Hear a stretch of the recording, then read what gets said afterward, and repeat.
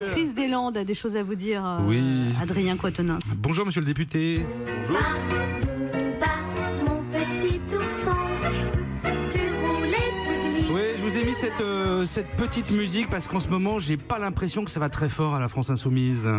Vous savez, moi, comme tout le monde, moi aussi, j'ai été sidéré en voyant la vidéo de ces magistrats à la botte du pouvoir demander à des policiers proches du Rassemblement national de fouiller le tiroir à chaussettes propres et à slip sale du grand timonier de la révolution prolétarienne.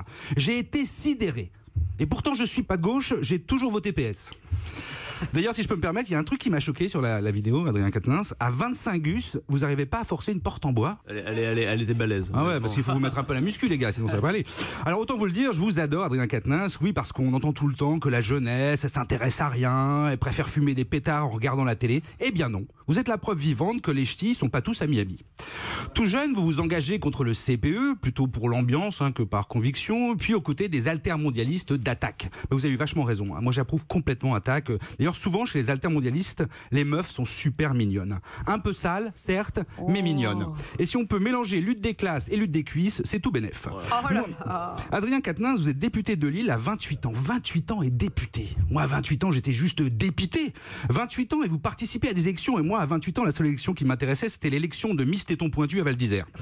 Depuis votre passage à la tribune de l'Assemblée, où vous avez brillamment combattu la loi travail, vous êtes devenu la tête de gondole médiatique de la France insoumise. Vous avez des convictions, vous les défendez, c'est beau, c'est bien, c'est la démocratie. En revanche, bon, je vous le dis, la parano sur les journalistes qui seraient tous complices des forces occultes de l'argent qui dirigent le monde, je sais pas.